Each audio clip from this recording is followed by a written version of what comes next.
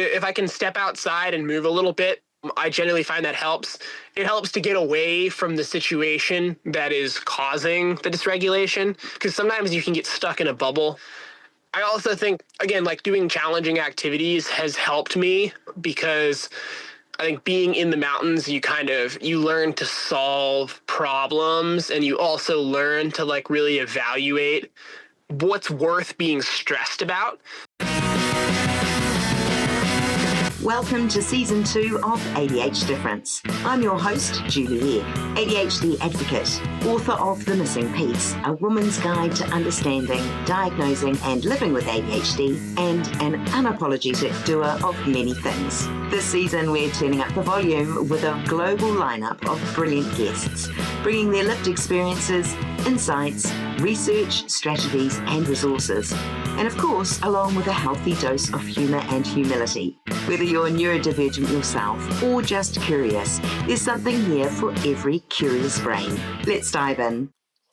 Today, I'm joined by Ryan DeLena, a professional mountaineer and mental health advocate, author and documentarian, who has skied to some of the most remote places on Earth, including Antarctica and Svalbard.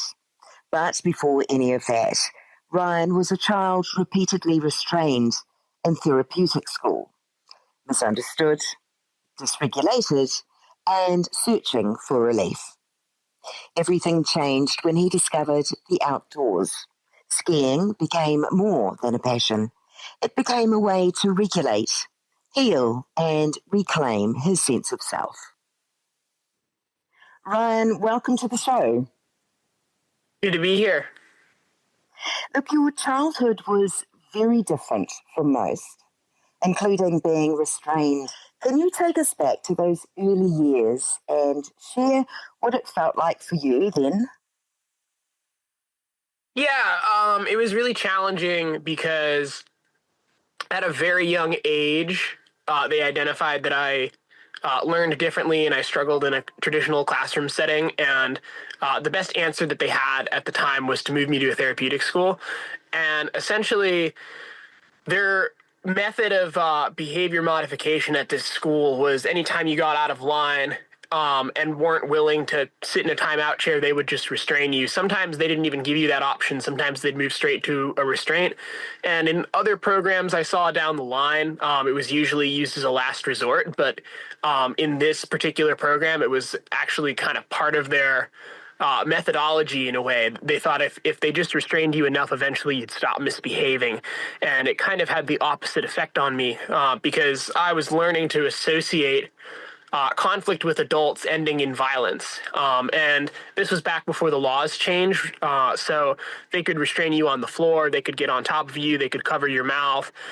So I'd go home with bruises, I'd feel like I couldn't breathe. It was a really traumatizing experience. And this started from the age of kindergarten. So from when I was 5 to when I was 9, I was being restrained regularly. And they taught every babysitter I had as a kid how to do this, any family members who were regularly around me. And it took, ultimately, my dad stopped doing it at home. And he noticed that I was much calmer and much better behaved at home. And that was when he first started to question, like, maybe they're wrong about this. Maybe there isn't just some threshold we need to reach of it getting worse before it gets better. Maybe it's only getting worse, and we've been wrong all along. And once he started challenging the schools, then that really was the beginning of the fight. And looking back now, how do you understand your younger self? Yeah, I went through a whole journey of diagnosis in my lifetime. Pretty early on, they tried to rule out ADHD because I was getting more hyper from taking the ADHD medication than less hyper. Now in my adult life, my most recent therapy experience has kind of confirmed that, like, I was definitely ADHD all along, and I've been following some informational accounts about it as well, and learning about how some of the traits can express themselves, and like it's very clearly what I was dealing with all along. But at the time, they tried to like treated as like autism spectrum disorder. And then once I had PTSD, they were treating it as like a mood disorder, or some sort of like early bipolar. So I was being medicated like I was bipolar.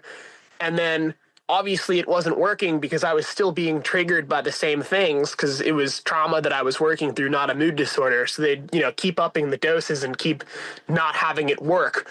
So I went through this whole other journey of going on all these medications and then having to go off all of these medications. And currently I don't take any medication. And that's been the best thing for me. But it's really challenging when you're misdiagnosed. And again, they're kind of expecting that it'll get worse until it gets better, but it's actually only getting worse because we've had the wrong idea. When you look at other children around you growing up, what do you think made your experience so different, and what do you wish the adults in your life had understood about you back then? Yeah, when I was younger, I think one of the things I struggled with is that I was a very kinesthetic learner, and I wasn't really being taught to my learning style. Like this sort of sit still and be lectured style wasn't working for me, and I think I just needed to be engaged more. I think another thing is that I was just really young at the time when really big decisions about my life were being made. So don't forget, this all started when I was in preschool. When I was like 4 or 5 years old, I got moved to this first therapeutic school when I was in kindergarten. So, how much concept of what a productive member of society looks like did you have when you were 5? All I knew is that I would get up and walk around the classroom, do whatever I wanted when I was 5, and people would get up and follow me. All of a sudden, I'm in this therapeutic school. Now when I do that, I get punished, and I get punished physically. So it was this very stark shift in my life. And I think I needed to grow out of some things. I needed to get to a point where I could understand that, like, all right, like, if every time I get up and I walk around, like, I get in trouble, that's kind of annoying to always be in trouble. And, maybe I don't want to, like, go to the principal's office, or maybe I don't want to go home and have my dessert taken away or something. And then you start to fall in line. That's how everybody learns. Everybody learns that doing what you want all the time, while fun in theory, is not worth it because it comes with consequences. And I just didn't have the concept of that when I was 5. So I wish the adults in my life at the time gave me a little bit more grace and, maybe let me get into some of the higher grades and grow up a little bit. And if things still weren't working, maybe then we consider other options. But we just made the decision so quickly. So at some point for you, skiing and the outdoors became a turning point, not just a hobby, but a lifeline. What was it about being in the mountains that helped regulate what nothing else seemed to reach? I think at the most basic level in the very beginning when I was a kid, I just loved it. I just really enjoyed skiing and, being out in nature, challenging myself, just the physical act of sliding on snow. But I think as I've grown, I've come to understand some of like the deeper healing powers, and ultimately being in the outdoors, especially in the mountains, and challenging yourself and kind of going through these elective challenges where you're intentionally putting yourself into a situation where you do need to rise to the occasion and do this hard thing. And not only is it rewarding when you overcome these challenges, but you build self-efficacy in knowing that you are a person who can approach a challenging thing or goal and see it through. And I think that it's just become my lens for understanding the world. I've gone through experiences of overcoming self-doubt, overcoming pessimism, like these sort of patterns that are put into your brain through trauma. You can overcome them by going and doing challenging things in the mountains. And I think that's the power of it. Doing elective hardship activities just yields stronger, more capable people. But there's also the aspect of getting away from the noise. And I think that the outdoors, aside from offering challenge, can also offer peace. It's just nice to be out there. And one of the nice things about it is the mountains aren't prejudiced against you. On one hand, that can make them dangerous because the mountains don't pick favorites. You can be experienced and you could have no experience and the danger still remains the same. But it also means that you can be anybody and you can show up to the mountains and you can rise to the occasion and you can find enjoyment out of them. So it offers a place where maybe if in your life you're experiencing judgment or separateness from what you're going through, you can go to these outdoor spaces that don't judge you. They don't care who you are. You can just go there and enjoy them. And you have to be very much on your toes and present, don't you, really, to survive in those extreme situations. What have extreme environments and physical challenge and movement taught you about regulating your nervous system?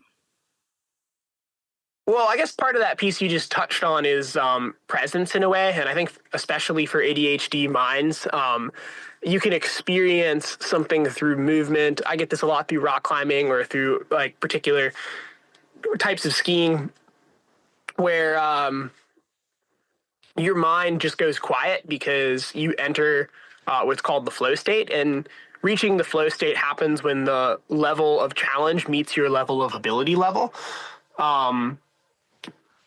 And that can be a really powerful place to be because it might be one of the few places in life where your mind can truly be quiet. And if you're somebody who struggles with that, it can be really powerful to experience that. I also think that movement just helps, for lack of better words, move through things. Like sometimes I'll go for a long walk in the mountains, even if it's just a hike, and weird little things of sadness or anger come up that aren't necessarily related to the day. Like nothing happened out there that caused those emotions to arise. But it'll surface thought loops and things that maybe I'd been pushing down and had enough distraction for in my everyday life. But now that I'm out here just silently walking up this hill and maybe I'm sweating a bit, maybe I'm kind of causing just some physical strain in my body by doing what I'm doing. Now these things are coming up, and then you kind of process them out there and work through them. And usually by the end of the hike, whatever those things are, aren't affecting me in the same way or at all by the end. So I think that you can use physical movement to move through emotional tension, which is very cool. It certainly is. And your memoir, you have written a book called Without Restraint, which feels very symbolic in many ways. What are the biggest lessons you've taken from your childhood experiences, even the painful ones? Yeah, Without Restraint, I think ultimately covers my journey, but it can also be one that a lot of people can relate to. We had a lot of people come forward who I never would have expected and said like, oh, I went through really similar things when I was a kid. And even if it wasn't necessarily physical restraint or just going through the special ed system or the mental health system, they had some sort of scars from that and they felt like they couldn't necessarily relate to anybody. So I think one of the big takeaways you could draw from it is that you're not alone. And I think the other big takeaway is that you can get through it.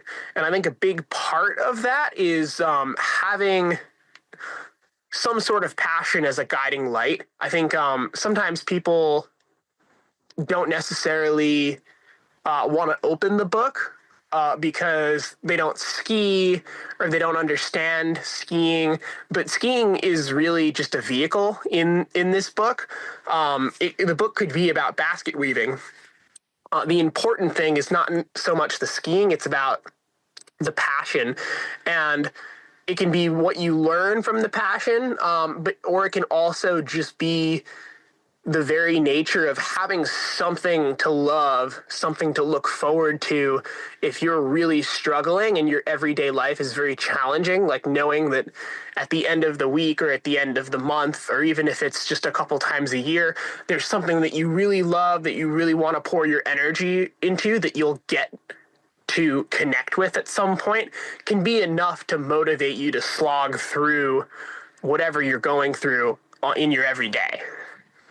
Yeah, that joy, having something that really gives you all the feels, all the positive feels, with so many benefits. It's incredible to have a passion. You touched on it. We're talking about finding a passion. So one of the questions I wanted to ask was, can everybody heal emotional dysregulation or a mental health struggle by finding a passion? Or is it more nuanced than that? I think it's more nuanced than that. I think all of the things that I've listed before are certainly, like, I would put them as bullet points on why finding a passion would help. So it's like a yes and a no question. I think you can cover a lot of ground by having something you're passionate about, but it's not necessarily a cure-all. For one, I think an important part of my story is that I went through a lot of misdiagnosis. So a lot of the things that I sort of struggled with, I was mismedicated for, or I was mistreated for. And there's people who, do benefit from medications or do benefit from certain therapies. I don't think anybody benefits from restraint. I wish we would stop doing that. But I don't think that the answer in the story is like, you should like quit therapy and you should learn to juggle or to do motocross or BMX biking, like whatever it is. Like, I think you should definitely find something that you love, and I think it'll teach you a lot and it'll help you heal a lot. But I think you should also stay in touch with other ways of healing, be that, meditation and breath work, be that some form of therapy. Every person's different, and what's going to work for them is going to be different. But I wouldn't describe it as this like magical cure-all. If everybody puts a pair of skis on, there'll be no mental health issues. Yeah, that's great. So passion plus support together, Yes. being the winner. Awesome. Now today you are a professional mountaineer. You're a guide, you're an advocate and an author with a documentary coming out soon. Very exciting stuff. So what's happening right now about the work you're doing and the stories you're telling that's exciting you the most?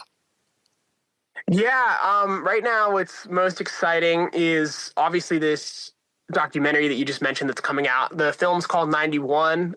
It's going to be shown at the Mount Washington Backcountry Ski Festival. It's also going to be shown at the Maynard Theater of the Arts. I think that's what it's called. It's like not like sticking to the top of my head right now. But that'll be on February 1st in Maynard, Massachusetts. So those are the two locations we have so far. That list will likely expand. But the film is about this story we've been talking about now. But it's also a lot about a big project that I've had over the last 4 years, officially 6 total, of skiing every route in this guidebook called Presidential Skiing. So there's 91 routes in it. All of them are serious steep skiing descents in the White Mountains of New Hampshire. And essentially, I started skiing in the range in 2019, kind of end of 2020, the book came out. And in 2021, I formally announced that I wanted to attempt to ski every route in the book. So that's why I say 4 years officially, 6 total, because I'd already skied a bunch of things that were in the book at that point, but I still had a lot to go. And so I spent years cracking away at it.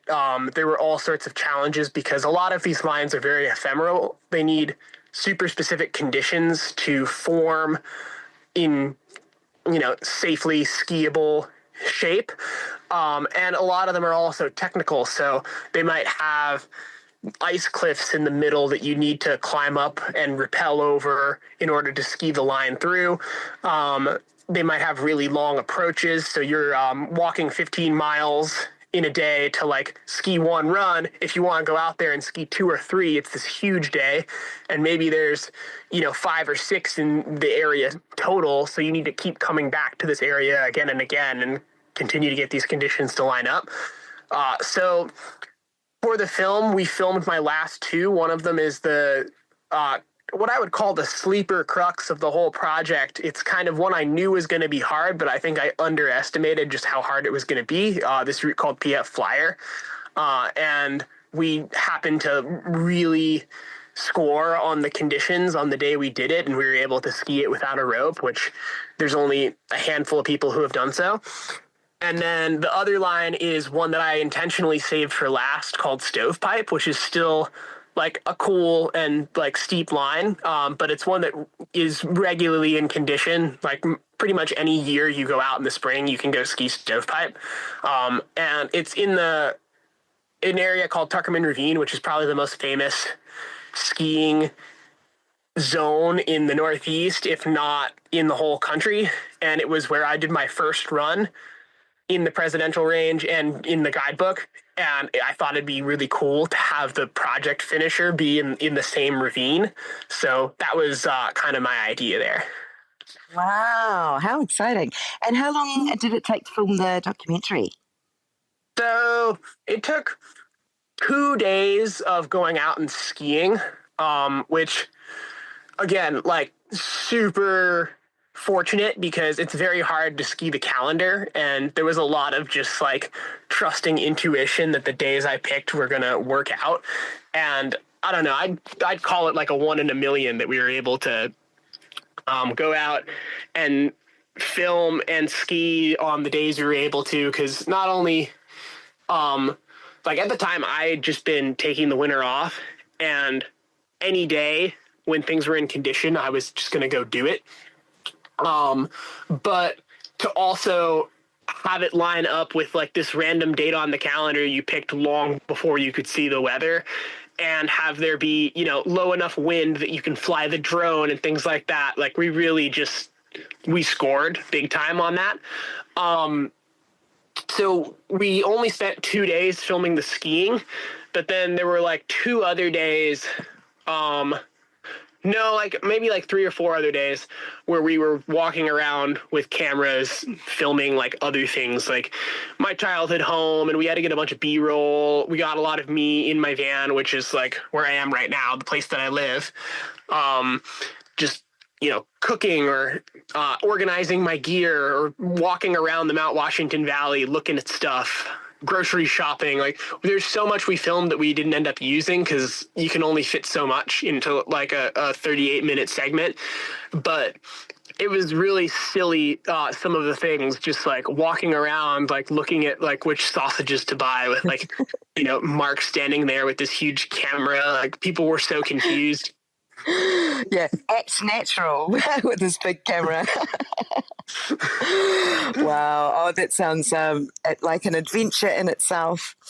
Ryan, if we look at a strategy or a shift or a mindset that works for you, when things feel overwhelming now you've gone through the journey and you understand your brain more and you have lots of support at your fingertips. So when you're feeling overwhelmed mentally or emotionally, what helps you reset or sort of come back into your body?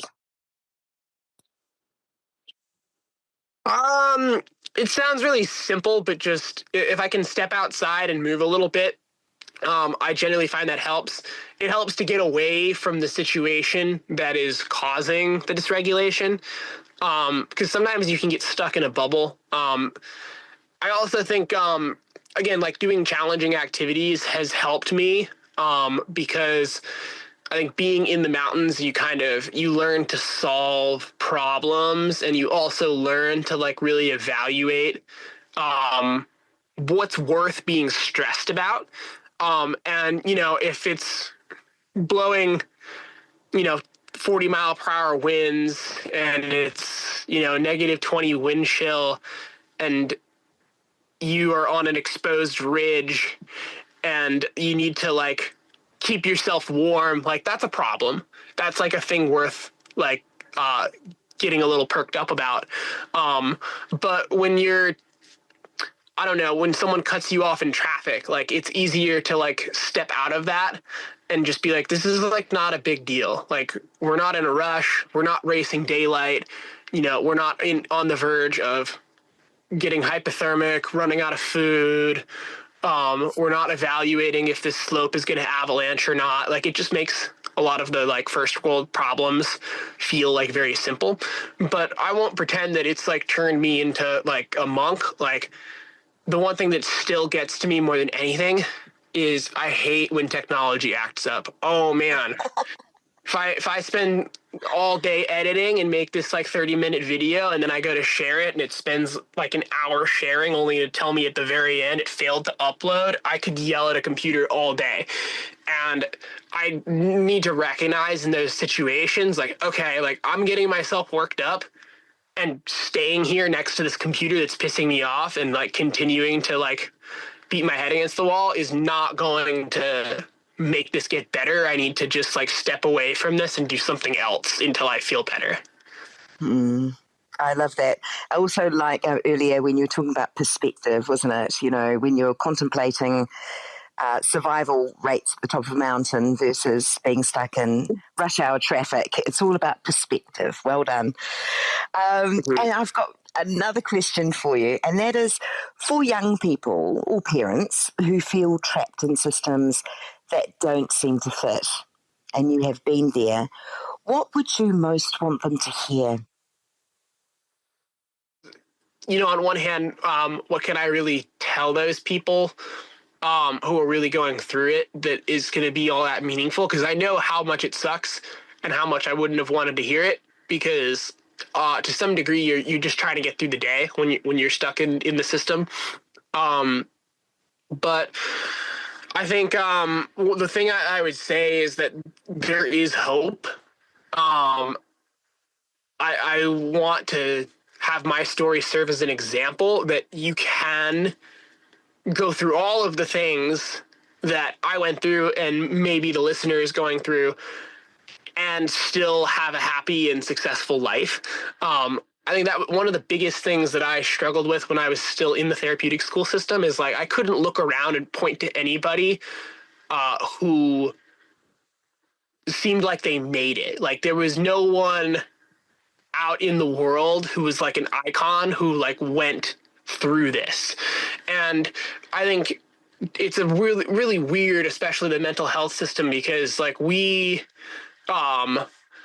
especially in America, I don't know if it's the same in New Zealand, it's really easy for us to identify with like a rags to riches story. So like when you have somebody that like, grew up and couldn't afford food on a regular basis and, like lived in a really impoverished area and managed to make something of themselves, like that's something that's like glorified and to be proud of. But like when you are going through mental health struggles and all of the struggles are happening inside your head, even though they're very real, they're not as tangible. It doesn't like, you don't hear about those success stories as much, and it kind of feels like, oh, people are going to think this is weird if they knew this. This isn't something to be proud of, but it is something to be proud of because you go through something every day and you continue to show up for yourself and you continue to keep trying. And anyone who does that is admirable. Talking about success stories, though, Ryan, for those listeners tuning in for today's episode, you surely are one of those success stories. And I do appreciate not the rags to riches when you internalize so much of your mental health experiences, but you being so bold and sharing openly and honestly about your journey is much appreciated and will resonate with so many. And if you want to read Without Restraint, the book we mentioned, it's available pretty much anywhere books are sold. Sometimes You got to look for the one that's about skiing. There's a couple by the same names that I'm pretty sure are like smut books. So you got to like, it's not the one that's not about skiing. Absolutely, Ryan. And those links I'll have in the show notes, so listeners will be able to go straight to those notes and link on through to see and hear more of you. Thank you. Thank you.